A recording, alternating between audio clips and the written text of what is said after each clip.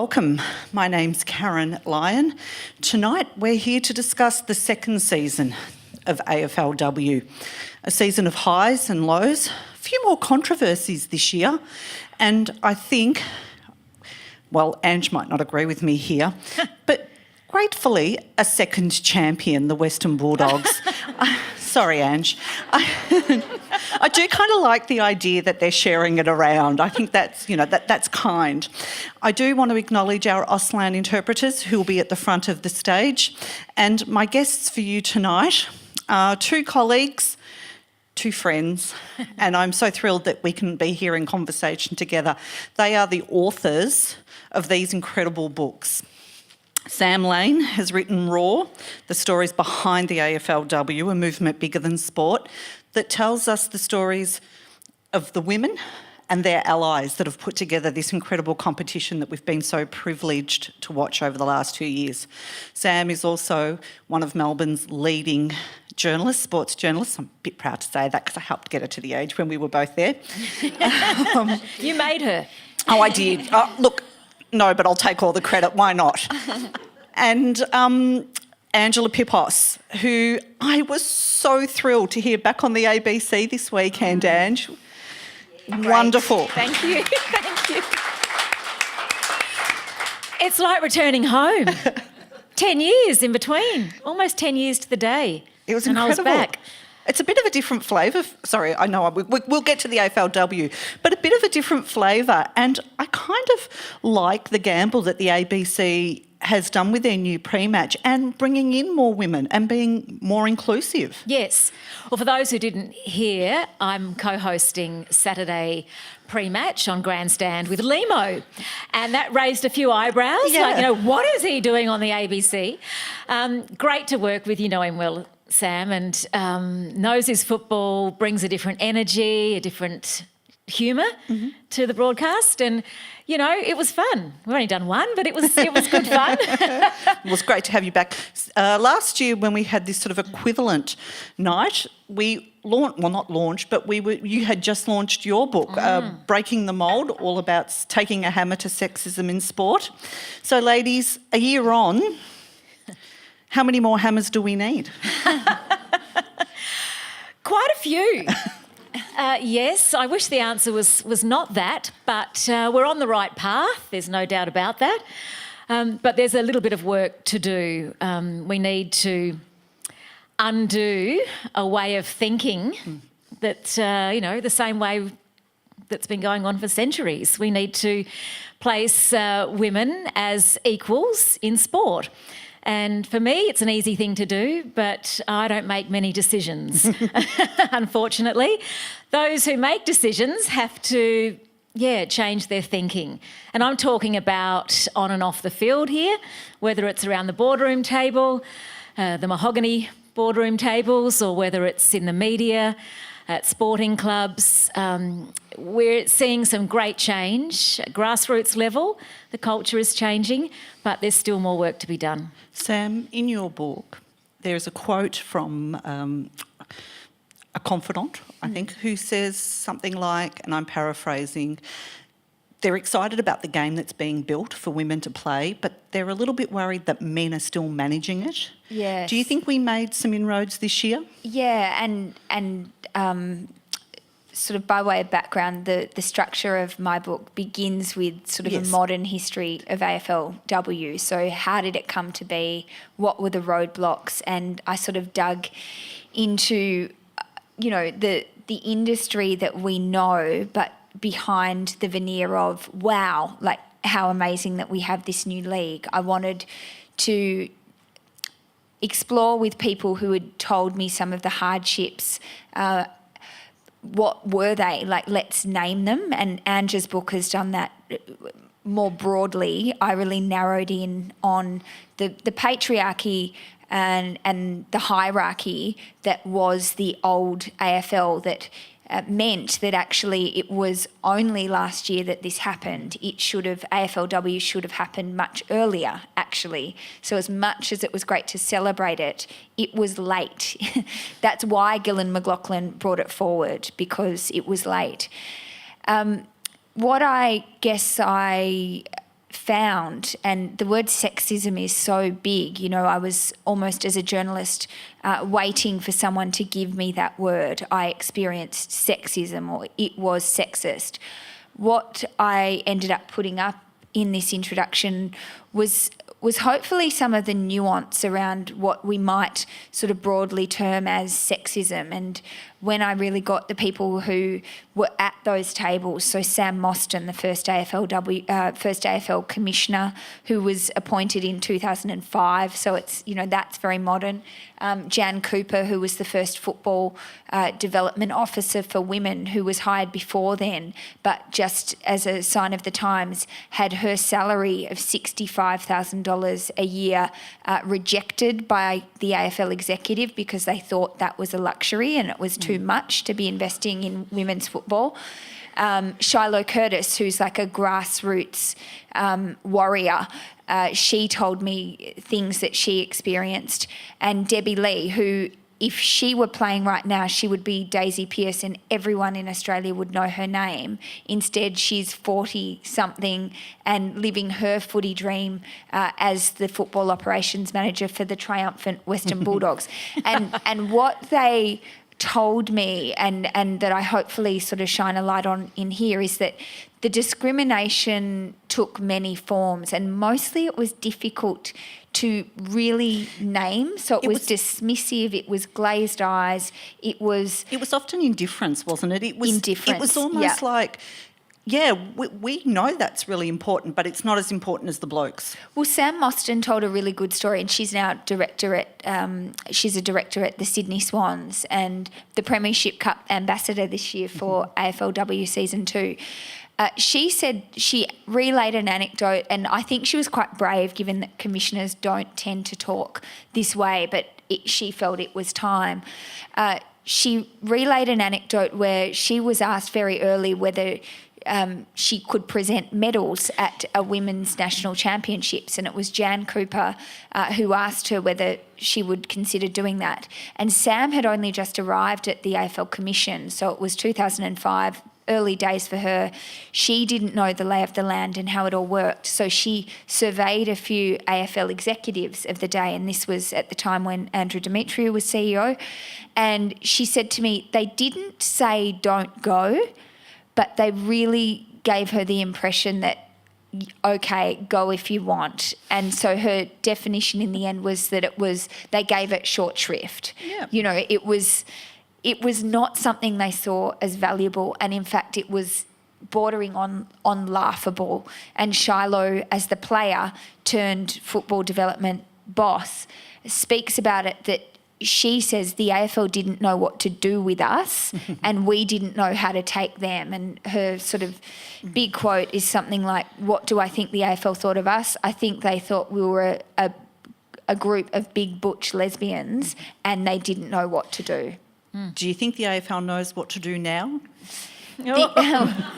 Yes, I do. And the AFL, I will say, they learnt this not because of, I don't think, the feel-good, the empowerment, the gender equity argument first, although that did come. The game changer for the AFL was the commercial opportunity that they were actually missing. So the game changer was actually the very first game that was televised live on free-to-air television, Channel 7. I was part of the broadcast. It was August 2015, and that rated the house down. It was an exhibition match. There was no AFLW. It was Melbourne and the Bulldogs playing in, you know, a game that essentially meant nothing other than women are playing on a field that we call hallowed turf for men. And guess what? There were more people in this country that tuned into that than tuned into Adelaide, Angela's beloved Adelaide, and Essendon in a men's match for premiership points. So I know for a fact that it made executives sit up, it made broadcasters sit up, and then once they had that commercial penny drop moment, they knew that commercial equaled we can get sponsors, we can get audience. Well, we've been talking about this league for 2020, and next movement, Gil McLachlan stands up at a lunch and says, stuff 2020, let's go 2017. And it got brought forward by 3 years. Interestingly, I noticed today that the NRL handed out their licences, so they're still a little bit behind. Yes. But that is the changing landscape. If your sport doesn't see sport as a matter of equality, you're going to be left behind. I know I can be painfully optimistic about things. I drive my partner nuts with my optimism. But it really is a case of equality is talked about as much as the business argument, I think, now. I agree that the business argument started the ball rolling for the AFL. But now the landscape has become so competitive that if you're a sport that doesn't get it, you're not going to attract the kids and the interest from families. So it's a wonderful thing to be experiencing as a fan and as a woman who's fought for equality in sport for 20 odd years. It's nice to see that the word equality is not a dirty word and it's being used. But it has become, I don't want to say a battlefield, but it did become a big issue at the end of the season, didn't it? Is this actually equal? When we had the Katie Brennan suspension and the flow on from that. It's a really difficult question to grapple with because clearly it's not equal. I mean, we have for women an 8-week competition with 1 week of finals. We have most of the women being paid somewhere between $8,500 and $10,000, and this is for their commitment that begins in November, and if you're playing in a grand final, ends last weekend. This is a serious commitment. This is seeing women who are doctors, landscapers, I mean, you name it, they've got every job under the sun and they're taking unpaid leave because they want to play AFL. Tiana Ernst, who played in the Premiership on Saturday, she told me, and she was happy for me to publish it, she loses money being a doctor normally to play AFLW. So she loses income. Clearly it's not equal. It's almost so obvious that it's not equal. What bothers me is how are we working to get to equality? Because I don't expect 2 years into a league that we're going to just jump in and have 18 teams and a full fixture, and we don't, and we won't for a while. Will we ever? Yeah, absolutely. If this is not a success if that doesn't happen, in my view, because the AFL, yes, sure, the commercial issue came first and that penny drop. There's no doubt they get the equality thing now. Like, you'd have to be living under a rock if you didn't get the equality thing after seeing the outpouring of emotion, one, but two, support and the power. And Gil McLachlan's got young girls. He gets it. He absolutely gets it. But what I'm interested in is, apart from getting that, how do you translate it into really proactive measures to make sure that it is equal before we have those typical measurements of everyone's watching it on telly and everyone's filling the stadiums? What is the AFL doing to make that happen faster? So its argument is that it has to grow it in a sustainable way, that we couldn't have had 18 teams in season one because it would have decimated the league underneath. So it has to happen like this. And I agree, you want it to go on for hundreds and hundreds of years and you want it to live on forever. So it needs to be done in a strategic way. And I'm pleased that there are two more teams going I'm in very next pleased. year. Yes, you would be. Yeah, but you time. touched on the is it equal and the Katie Brennan situation. Well, that's clearly not equal.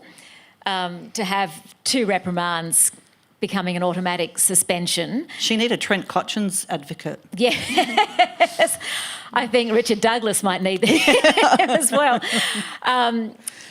So when they were devising the rules, it didn't occur to anybody that this was going to be unfair. And this is my point at the start about undoing a way of thinking. It's clearly not fair. They don't earn enough money to pay fines. They do not. The answer is to pay fines on a pro rata basis. Why was that so hard to arrive at? That is what I could not understand. And there was an incredible tweet that somebody figured it out, that a $10,000 fine for men, pro rata was about a $290 fine for women. How is that not difficult to figure out? And the players have to put their hands up. They signed up to this. So this in was the AFLPA. The AFL Players Association signed up to this. So it's not like it's just on the AFL, but a flip view too, and it's probably a little bit contentious, but we also have a decision to make. Someone's missed a grand final because she did a sling tackle, and I'm of the view it was no question that it was a sling tackle, that it was dangerous. She didn't even, her advocate did not even argue against it. And yet Katie, the day before the grand final, was quoted in the paper saying, "I'm really comfortable with my actions on field." So there was terrible mixed messaging from the Bulldogs, from Katie. I think, their first argument, the Bulldogs, was ridiculous, to compare it to Robert Murphy's knee and that he missed a grand final, so Katie Brennan shouldn't. I mean, it was amateur hour in some respects, just reading it in black and white. I mean, I couldn't believe some of what I was reading. But so if it was a male player, what would the defence have been like? They could have said most tribunals, there's humour in all of them, really. They could have done the Barry Hall defence of it didn't matter that it was 50 metres off the ball, it was somehow still in play. So you hear these things, but I guess, just to my point, I think we have a decision to make. I thought it was a dangerous tackle. She did it twice. In a way, there's a question for the men's league and men's competition. Should men get off with a fine twice? No. If they're doing dangerous sling tackles. So maybe actually where we landed is we're comfortable that if you are executing dangerous tackles that could concuss people, that you will miss a game, whether it's the grand final or not. I felt there was a lot more debate. Very controversial, Sam Lane. It's just an idea. It is. I actually think there was a lot more controversy this year, wasn't there? Didn't you feel like there was a lot more debate? There was a lot more. Maybe the celebration of the first year had gone and it got replaced with more debate and more people wanting the place to go in, the competition to go in different places. And I have to say, I didn't mind that. I liked the passion and I liked the debate and I liked the anger around Katie Brennan's suspension. I felt sorry for her, but I loved the fact that people really were prepared to wear their heart on their sleeve this year and really showed how much they cared. But it did mean there was a lot more controversy. I thought a lot more controversy of, I want ownership of this, or I want to take it that way. I felt there was a different tone to season 2. There's no doubt about that. And perhaps it is to do with the opening season being a celebration of something that took a long time to come. Relief. More than 100 years. It's all in the planning. So I think that it felt different and that more air was given to petty jealousies and grievances and misogynists, really. Yeah. I felt like they had a little bit more oxygen. I did too. Social media was difficult to follow at times. Yep. So they felt more comfortable about their opposition to it in season 2, perhaps? I think that tone was set in round 1, where after one game we had the AFL issuing a memo saying that it was uncomfortable with the spectacle that we'd seen. And what really riled me about that, it was wrong that it happened, that it was made public is almost their bad luck. I'm almost relieved it was, because if it had existed and we didn't know about it, we're blind. But the fact that they issued a memo criticising the play between Collingwood and Carlton I know for a fact made players feel the vulnerable feeling that we all relate to when you're just not sure if someone's going to like you. And when they turned up this time last year to begin on this big stage, they didn't know what was coming. They didn't know if they would be inflicted with the barrage of discrimination that Debbie Lee, that Shiloh used to get. Instead, what they got was that lockout magical first game, and it was like everyone was in love with them overnight. So we got a big love sensation, and anyone that was criticising was drowned out. What you had in season 2 on that very same night was actually the AFL, the code keeper, issuing a memo that was critical of what is most fundamental to them, the players, which is how you play. And they were criticised for that, and it made them, as a collective, feel shame and vulnerable, and as if Big Brother, and I use those words, you know, thinking of what that means, Big Brother was really watching, and they were on notice, and that's not good. But it's an extraordinary double standard, isn't it? Because we've all watched lots of footy, privately and professionally.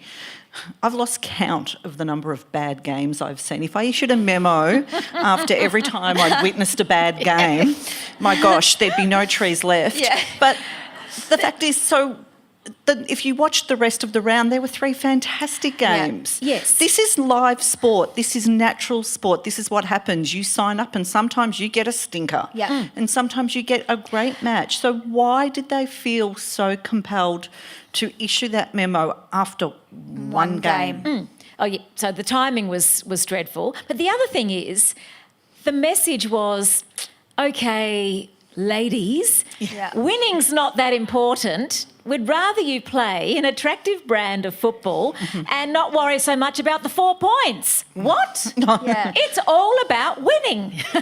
and equally, I mean, we've all been to events. You would have heard these words said from the AFL itself. I've heard Gillan McLachlan stand on stage and say, Year 2, we need to be patient. Let's give it time. It will be what it will be. The Year 1 slogan was, see what we create. Well, come on, like you've got to let them create. And sometimes it's going to be great. Sometimes it's going to be average. And, you know, personally, I was at that game and, okay, maybe on television it was not a gripping contest, and I've heard people say it was an absolute stinker. I'll tell you, the people around me, I didn't hear a person saying, I'm leaving. You know, people are going to these games not to count the goals on the scoreboard or to look at the scores. And it's just, there's a misunderstanding, and this is where the equality question comes in. We're not trying to recreate what we know as the men's footy league. It's the same game, but it's played by different people. Mm-hmm. And that brings us to something that happened this week. Stephen Hawking's charter for women's football. Sorry. Is this as much about him because he issued the memo? He hadn't been in the job very long. Is he maybe just a control freak? or is it that they've built this competition and now they want to know what to do with it? I'm going to start by saying this. The idea of a super panel of women running this game kind of appeals to me. Do you honestly? Appeals to my sensibilities. Do you honestly think it'll be full of women, though? Well, it reminds me of that opening scene from Wonder Woman. Like, who needs the men? It would, but that only works if society is equal. Mm-hmm. So my worry is if you segregate it, it won't get the resources, the backing. It becomes the other, to use a Simone de Beauvoir word. You become the other. You become lesser. You become weaker, and there's a lot to lose there.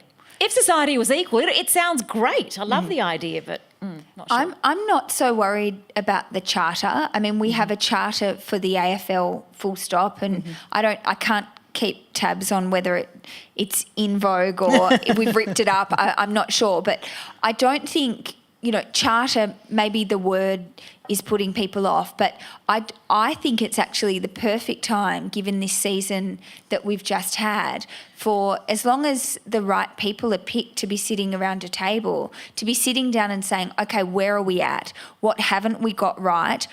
How do we want to look next year, in 5 years, in 10? What I don't like is this discussion around the fact that we've got AFLM, AFLX and AFLW, and that somehow AFLX and AFLW are being likened to each other, and AFLM is over here as sort of the big dog. And I didn't watch AFLX. All I saw was that Cirque du Soleil, a training drill. Yeah, and I just thought, well, this is not me. This is not why I like footy, so I just won't watch it. It was honestly like they took everything good out of footy and left the game, and then said, now go play it. Like, take away the contest, take away the physical contest. Let's just kick the ball to one another across the ground. And so it makes me uncomfortable that in some of what I've read and rhetoric sort of coming out of AFL House, that somehow AFLX and AFLW are sort of in the same potentially bells and whistles basket. I don't think they'd ever dream of putting it that way, but if you just peel it back, I don't mind at all the idea of creating a charter. It was through doing this kind of examination that they determined that making the ball smaller for women was a good idea. Now, Daisy Pearce, just for what it's worth, didn't like that idea initially. She's like, no, we want to play with the same ball as men. But actually, they'd done scientific research through a university that showed if you just make it a bit smaller, it's going to be easier for women's hands to handle, and therefore we're going to have better skills. Now, it's difficult. I can't argue with that, and I think it was the right decision. And this is why it's hard to have a firm point of view on this, because we don't know how much they want to change the game for women. If it's just about 16 aside and the ball and those things, that's fine. It doesn't affect the essence of the game. Yeah. But if he starts talking about zones and it becomes a different kettle of fish. Yeah, I think I think Peter Searle and both Daisy Pearce are starting to argue for that 18 aside, aren't they? They want those two extra players back on the field for women's footy in the future. And I think a lot of players are wanting the quarters to be longer. So at the moment, I mean, I was driving on the night of, I think it was Richmond Carlton, or anyway, one of the games on the weekend of the men's comp. And I was driving in the car and I couldn't believe how long the first quarter went for. I was like, my God, this is a whole AFLW match and they're still playing. I was like, God, they get a lot of airtime. I mean, we're all part of that. We talk about it, but it just struck me, having come off a weekend of AFLW, my gosh,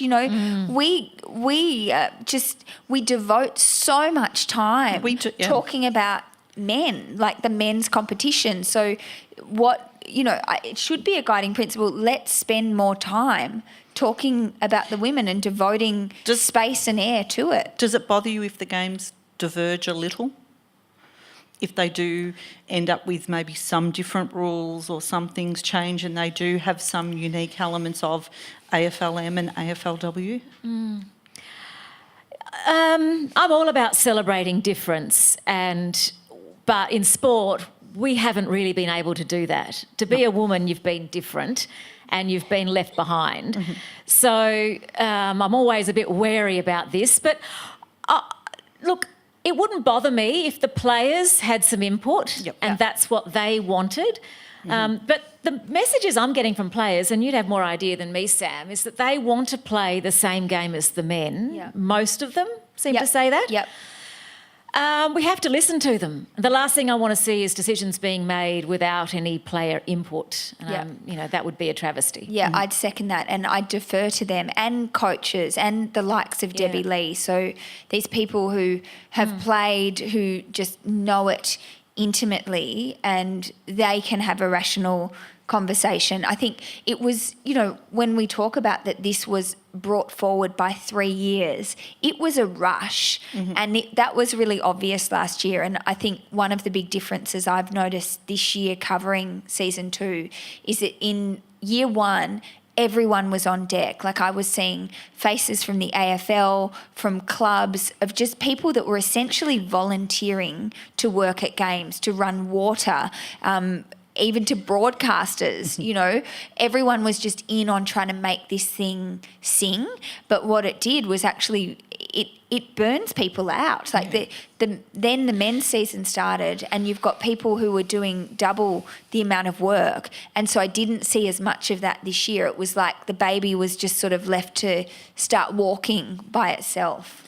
You actually mention in your book, and it's on the one chapter that's dedicated to a man. Yep, Craig Starcevich. Love him. And his journey is really interesting, isn't it? From being one of those people who were slightly indifferent to sort of saying, yeah, I'll get to that, I will get to that. And I think his intentions were good, but he was just kind of caught up in what he had to do, to being an incredible ally and advocate.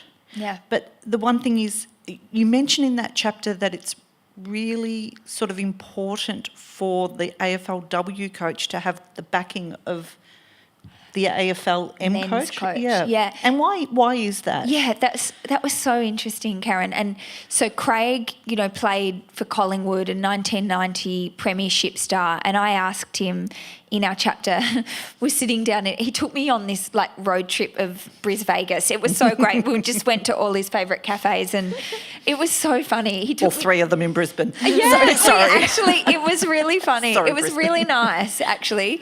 And anyway, he said, if you'd asked me in 1990 when I was a Collingwood player, what do I think of women playing, I would have said, do they play? That's where he came from. And then when he went to AFL Queensland, he said, if people had asked me then, I would have thought, oh, they're probably, you know, he used the word eclectic. He said they might be eclectic. And I was like, okay. And he said, but then this Jan Cooper recruited him the only way she could do, which was to say, can you come and broadcast some women's games at the national championships? And that way she guaranteed that he would have to see every second of play because he would be calling it. It was a masterstroke. And he saw one game and he was recruited.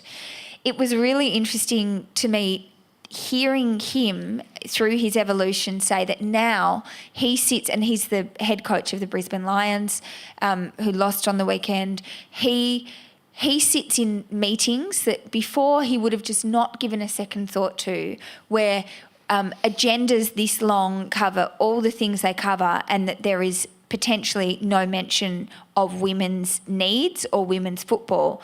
And he says he now finds himself infuriated, whereas not so long ago he would not have even noticed. So this is his awakening, and he is a male champion. Now, he says that proudly. He's comfortable, he's wrapped, and he loves his job. He says it's the happiest place he's found in football. But he confessed in our interview that when the Brisbane Lions got a new men's coach, Chris Fagan, the first place his brain went was, what if Chris doesn't rate women's footy? And that would mean he doesn't rate me. And so what kicked in for him was that sort of, I mean, it's a competitive, typically masculine paranoia in football about hierarchy. So he felt somehow, Craig, nervous about his choice, even though he gets it and he loves it. He was worried about what another man in footy might think of him. And happily, at the first game that Brisbane played, Craig came out of the coaching box and found that Chris Fagan, the new men's coach, had texted him like 10 times going, mate, shift your defensive setup, do this, blah, blah, blah. So Chris Fagan was like watching in Brisbane trying to coach the women, and Craig describes that he got that text and went, thank God, now I know it's all good, you know. And Chris comes into their team meetings. And why does that matter? Because male clubs in the AFL typically have found women's football different and laughable. That's why it matters. So the respect matters? Respect, yeah. Let's talk about the good stuff. Yes. Yep. What was the good stuff this year? So what was much. your highlights? I really enjoyed watching GWS Yep. a lot. Yep. And that's big from me because I normally just put all my focus on one team, the Adelaide Crows. So I've become magnanimous in my old age. I've enjoyed that. And I think just the chaos towards the end of the season. Yeah, that last round was amazing. My team was still in there, remarkably after dropping a couple of games at the start. So just that, the run home was really exciting. And I took my son to Olympic Park Oval for that round 7 match against Collingwood. And I was invited to sit near the Adelaide Crows hierarchy in the bench, and just watching from that position the thinking, the passion, Andrew McLeod was there, and that was also exciting. Yeah. But just him with the headset on talking to Beck Goddard, like it was just magnificent. Yeah. Chelsea Randall was concussed, you'll remember. Yes. Yeah. I saw her physically try and push the trainers out the way to get back on and play. It's a shame we lost and didn't make the grand final, but I really enjoyed just the ebbs and flows of the season again, just like the first season. When it's only 7 weeks, this is what you get. I heard Shiloh Curtis say, you can't coach to develop players so much. You have to win. Yeah. It's such a short season, you have to win. And that's why you get the inconsistency So with where the does the results. development have to take place? Because this is a big question. So many of those, we call sort of people who do live under the rocks, the rock dwellers, let's call them, who want to say that the game is rubbish and the game isn't great. They do forget that there hasn't been a pathway for these women. They haven't had the coaching. They haven't had the development. If we're playing the game in such a short season, where do we get that much needed development? Well, the coaches will say, Beck Goddard, if she was sitting here, she would say, we need them for more hours. So at the moment, it's still regulated, during summer. I think there's a mandated 9 hours that you're allowed to train with the club. This is because we're only paying them a certain amount of money and even coaches a certain amount of money. So, in theory, you'd have them double that, triple that, and Beck Goddard and Craig Starcevich and every AFLW coach would say if we could just have them for longer, skills would go up. You look at the Western Bulldogs and how their skills escalated like astronomically this year, and they spend a lot of their summer kicking tennis balls just to refine the art of pinpoint kicking accuracy. But the coaches would say we just don't have them for long enough. And then, of course, there's pathways that, we need to have the young players involved in as soon as possible. But as for the highlight, and Ange, you're right. I think that last round was spectacular, and it gifted us a final series that needs to occur next year, because we only had this very strange situation where top two make the grand final, so there's no prelims, but we sort of inherited two this year, which was great. Melbourne and the Bulldogs was a thrilling contest. I loved just seeing, despite the memo, which was, as we've discussed, a gross overreaction to one game, that the skills actually went up enormously. Like this was a different breed of a league. And so, sorry. Also, did you think that was because the coaches let go just a little bit of all the defensive tactics that they had really implemented and were giving some of the players freedom to actually run and attack? Maybe. I hadn't thought of it that way. I just thought it was another summer and I think that's evolution. A big part of it too, that they have all improved. But I just felt like we actually did see players really not just attack the ball, but attack the field in the way they ran and tried to move the ball. And take it on. And take it on. The other thing that I'd cite, this notion that so many of us are drawn to this new league because of the freedom that just exists in general, because of the stories that we're hearing and the just openness and naturalness, as opposed to the clinical stage managed within an inch of its life men's comp usually, so the breath of fresh air factor in the women's league. I was at a lunch yesterday. It was the AFL Players Association's MVP, and Chelsea Randall, who Ange also mentioned and is just such a favourite.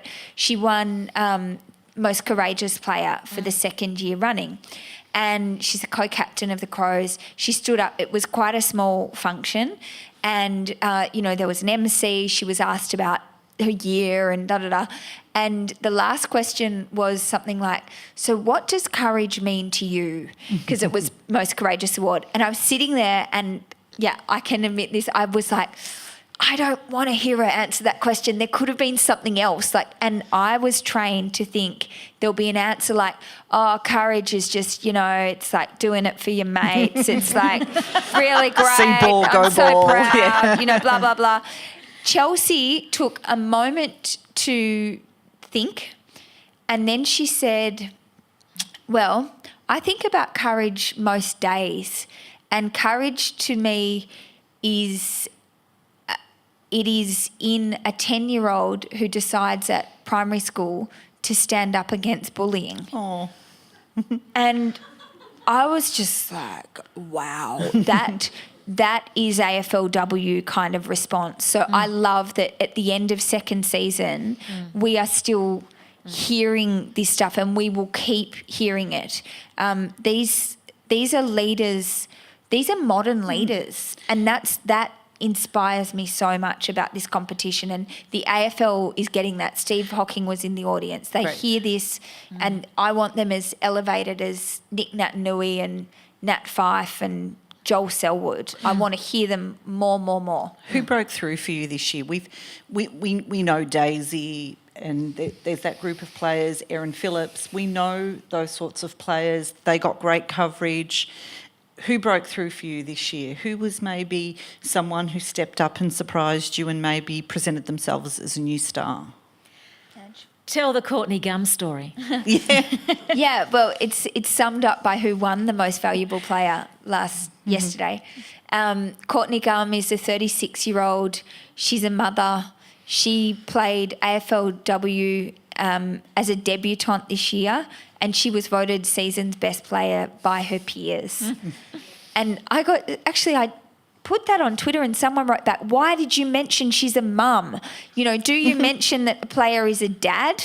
And if they gave birth, you would. I thought it's actually relevant. It's really relevant. It's relevant because we've been socially conditioned to believe that you can't be both. Yeah. That's why it's relevant, because it's breaking through an annoying, stereotype. Yeah, so Courtney Gum, great breakthrough. I mean, a lot of the code crosses have broken through. So Tegan Cunningham played for Melbourne, came from basketball, and just is this very natural mover, like tall, sort of rangy, but could kick goals. I loved watching her. A really personal one for me. Yes. And I think you'll probably also Ash Brazil. Oh, yes. Yeah, when I first watched her play, I'm a massive netball fan, love netball, love the Diamonds, love Ash. She's a fabulous athlete, but she's such good talent to interview. And the first game I watched her play, I was like, don't move, don't touch, don't let her get hurt. Is she in the Commonwealth Games squad? Oh, gosh. And then the next game, I'm like, come on, Ash, get in there, tackle. Yes. And you couldn't help yourself, but I did love seeing Ash play. Yeah. And a shout out to Monique Conti, who's Yes. about my height. Yes. So she's a winner. Yeah. Yeah. But I know we're talking about positives, but can I just say something about the grand final? Is the victory lap over yet? Are we allowed to talk about it? I'm surprised you're actually here tonight, because that was the longest victory lap I'd ever seen. Yes, it was. It was like 90 minutes into the broadcast and it was still going. I thought that broadcast was meant to finish 30 minutes ago. Tell me about it. They kept saying in my ear, we're doing a bit more, we're taking more interviews, more. And I'm like, okay, I'll Great. just ask again. It should How's never it be. It should never be squashed in between the Friday night men's and the Saturday afternoon. Yep. Right? That has to end. Yes. And I was told that it's because of the broadcaster and the tennis that the AFLW has to start when the tennis is over. and that means that it lands in round one of the men's. Is that right? Yep, and we've got the biggest decision, or the AFL does. What do we do now? We have 2 new clubs, so this should be longer next year. I mean, it will be, and it should be longer with finals, so it's getting longer by a lot. We understand that there is wall-to-wall coverage of a Grand Slam that comes here, and we love it. We love the tennis. It's one of the biggest events in the world. Absolutely. So I wouldn't want AFLW to be competing with that, quite frankly. Craig Starcevich thinks that AFLW should begin in October and be played through the summer, and so it has clear air once the men are finished. That's what he thinks. I personally think that at a certain point, and it's not next year, but the AFL men's season is just constantly unequal while the draw is as it is. Everyone should play each other once, and then there should be the finals that we enjoy. When you reduce the men's season length and have the finals, you will have more weeks that the women's league can play with fresh air. So that's what I see eventually. How soon? And summer's quite good because men's cricket is on the nose. So there's no competition there. Just a little bit. I am going to ask for some questions from the audience. So if anyone would like to ask a question of our experts, I would like to yield the floor to you. It's the thinking time. It's a thinking time. Oh, here are the hands. Good. Thanks for coming, everyone. It's so nice to see everyone. It's a good crowd. Yes. I'm worried by the salary levels. We've poured a lot of money into men's clubs going into interstate and still do, and yet we can't pay women more than $10,000 to play. I just think they need more time on the track. They need to be paid double, triple what they are. When's it going to happen? Good question. And it will happen. And I think I touch on the pay issue in my book, and we can't expect pay parity overnight in this sport or other sports. Men's sport is so commercial. But what we can demand is a decent base salary. You're right. And I would like to hear the players themselves be a little stronger on that. I know it's difficult. No, there's been a bit of gratitude, hasn't there? Because these women have for many years had to pay to play. Yes. So it's a big mindset change for them. But do you think the introduction of these 2 new clubs is a time for a bit of a full stop where we can maybe look at an EBA again and look at how things do need to move on? Absolutely. Yeah, I think that they will. How far it will go for next year, I'm not sure. I feel confident personally that Paul Marsh is the head of the AFL Players Association. He is responsible for negotiating a major change for women cricketers. So he was in that role in cricket. So he gets the gender politics, he gets the landscape. But in terms of, the things you hear against pay rise, and believe me, I want it to happen as soon as possible, is, this notion of, well, we need viewers, we need sponsors, it needs to be more commercial. At the moment, it's costing us this amount of money, da-da-da. Gate takings? Well, yeah. So currently, we're not earning anything for just putting the game on.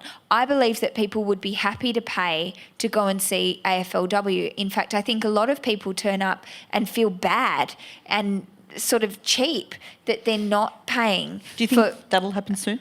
I hope it does. I don't know if it will, though. Oh, really? I don't. I don't think it will happen next year, and that's just because of things I've heard at the AFL.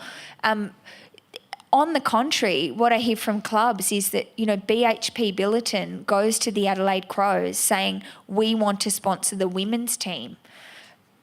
Bob Jane T-Marts, Pancake Parlour, Cotton On, Rebel Sport, these are new sponsors to the AFL League itself. So, need more of that, you know, so that, but then there's this trouble.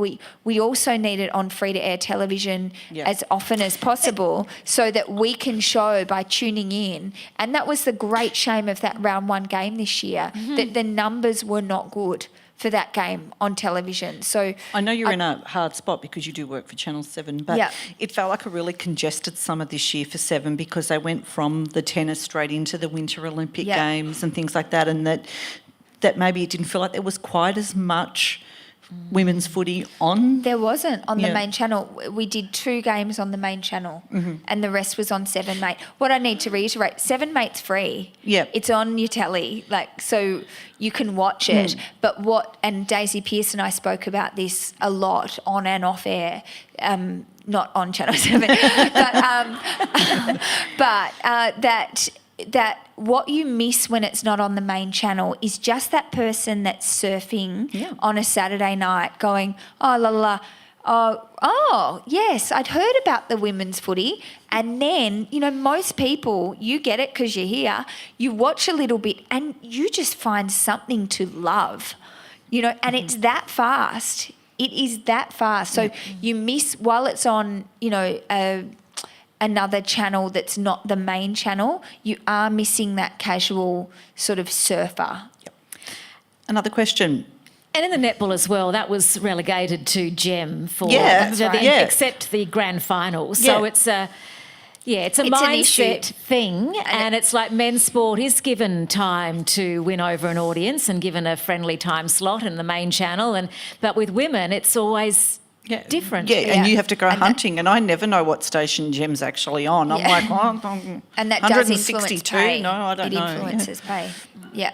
On the development issue, just over here, Paul Groves in the press conference after the grand final suggested that one of the issues, apart from not having enough time with the girls and not a long enough season, was that there's not another program or competition to put players back down to. So in the men's, you know, they might get de-regged or put down to the VFL to play, or the reserves. What are your thoughts on that? He was saying to bring the VFL season forward. In line.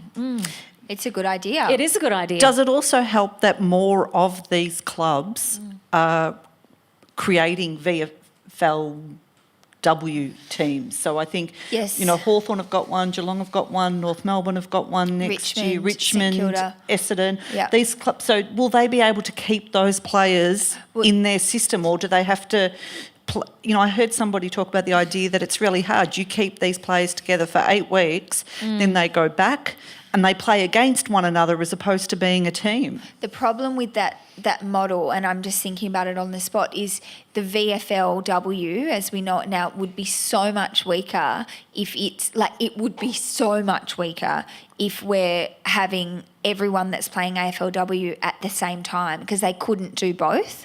And so there is a very strong argument that to build talent, and we all know what it's like it's good if you are around someone that's really, really good, because it will accelerate your development. So if you've got a VFLW that is, it's barren, essentially, it's stripped of all these people that are playing AFLW, at least for the whole 8 weeks, that wouldn't be good for the VFLW. And it's important that we keep making that strong as well, so that maybe one day that's the model.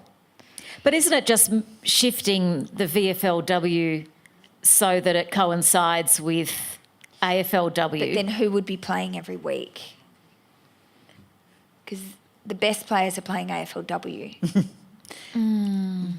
But I do think that... All right, okay.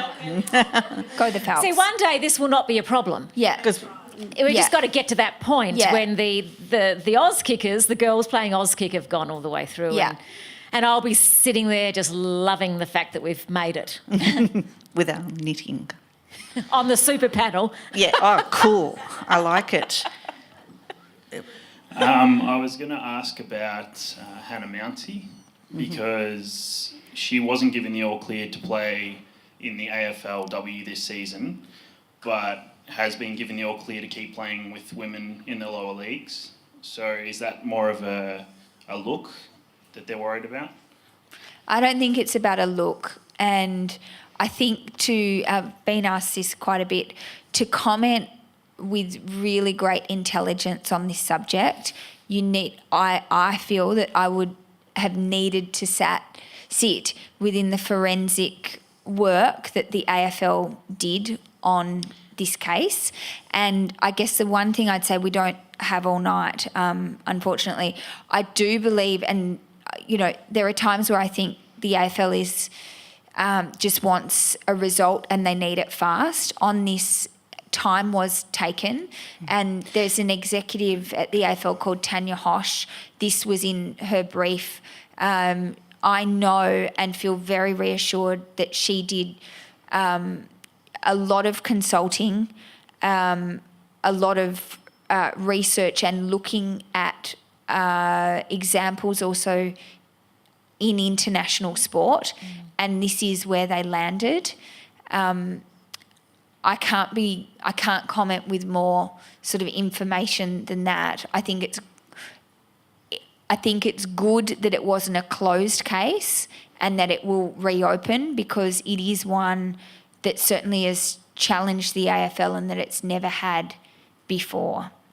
Given her age, it may be a bit too late for Hannah, but I did feel a bit sorry for her that it felt like the decision came down on the very last day, and that she couldn't really appeal, but she took it with incredible grace. Yes, but she did.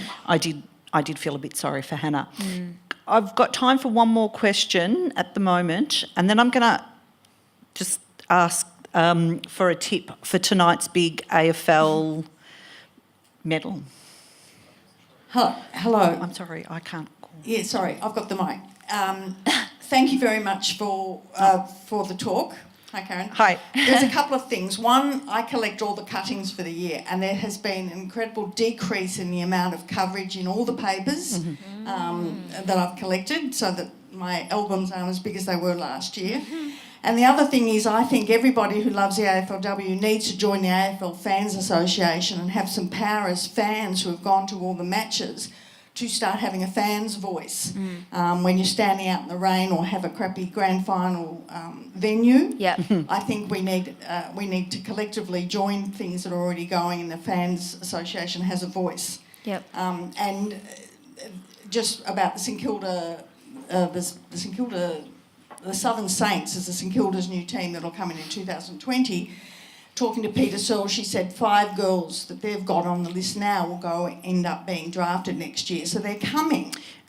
And so that is the one thing about the problem of having them at the same time, is that they are going to take those 5 girls from the Southern Saints.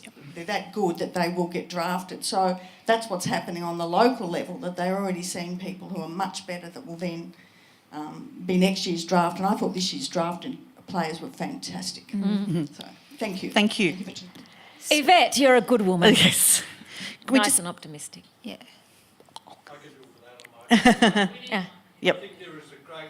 Sorry, here comes the mic. Okay. I'm not sure what the marketing plan is for the review of the grand final. It seems to me every grand final, no matter what sport you look at, has a certain buzz to it. Now, that certainly was the case in the women's grand final. I wonder if there is a plan to put copies of that round to all the major schools who are featuring women's football, and put forward the suggestion that the fathers and the daughters might like to watch that together.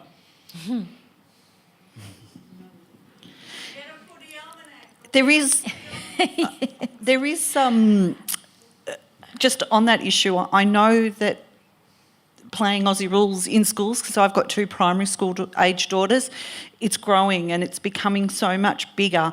When I went to primary school, I remember Wayne Harms came to my primary school, that's how old I am, guys, and did a clinic, and all the girls were sent away. Wow. We weren't allowed to play. Wow. And I was devastated. But, I mean, I got to play netball, which I still really love, but I wasn't allowed to play footy with Wayne Harms. It's okay, he played for Carlton. But I was devastated. And now, when the AFL footballers come into the schools, it's great to see that the girls are part of that program as well. I do want to ask one more question on Yvette's point. where you talked about the young girls being taken away from the Southern Saints, there is a quote again in your book from Colin Carter, Sam, where he talks about the clubs who are coming in later, Yes. are they going to be disadvantaged? Yes, well, that's And is it going to be permanent? That was his fear. It's a very timely topic, Karen, because this night last year, the AFLW Awards night, Colin Carter, who's the chairman of Geelong, president, and former AFL commissioner, went to this awards night knowing Geelong didn't have a team, but he was invited as a president in the AFL. And he tells me in the book that after he left that night, he just shot off an email to he CC'd all the commissioners and Gillan McLaughlin and said, I have just been to this AFLW Awards. Great night, fantastic. But I've left just infuriated that we do not have a team. I was angry anyway, but this was like rubbing it in my face, because for as long as we don't have a women's team, we, Geelong, are being denied the opportunity to grow, expand and enrich in our club. And so this is the view of most of the teams that don't yet have AFLW teams to field. So, yeah, rest assured, and again, on those sort of optimistic notes, that Richmond Footy Club, infuriated that they missed, and you could mount an argument that they deserved it more than some of the clubs that got licences in Name round names. one. Carlton. So Richmond was more than ready, and you know, they're annoyed. They're still annoyed. But isn't that passion great? I mean, I'm it's glad terrific. the clubs are furious that they missed out. Yeah. And in a way, there are people saying, you know, around the traps, those teams that come in a few years or next year, they'll actually set up better under less pressure and with more knowledge than this first round. I mean, Melbourne and the Western Bulldogs were standouts because they had that opportunity with the exhibition games. There was a lot of catch up, you know, and things as mad as, you know, that I listed in here, that when Adelaide turned up, the first thing their players said was, well, sorry, there's no sanitary bins in the toilets here at Westlakes. That was changed quick smart, but you see these clubs were just so geared to men only. A lot has changed in just 12 months, and that's the positive, you know, that this is, normally when we talk about history, it's like olden day stuff. This is now, you know, these clubs that we know and love are being transformed now. And in AFLW season, it's virtually every day that something's come up. And thankfully, the clubs that are in it, even if they didn't necessarily, even if they weren't geared initially, they get it now. Yes. Ladies and gentlemen, can you please thank Samantha Lane and Angela Pippos? Thanks, Karen. Visit wheelercentre.com for the best in books, writing and ideas from Melbourne, Australia and the world.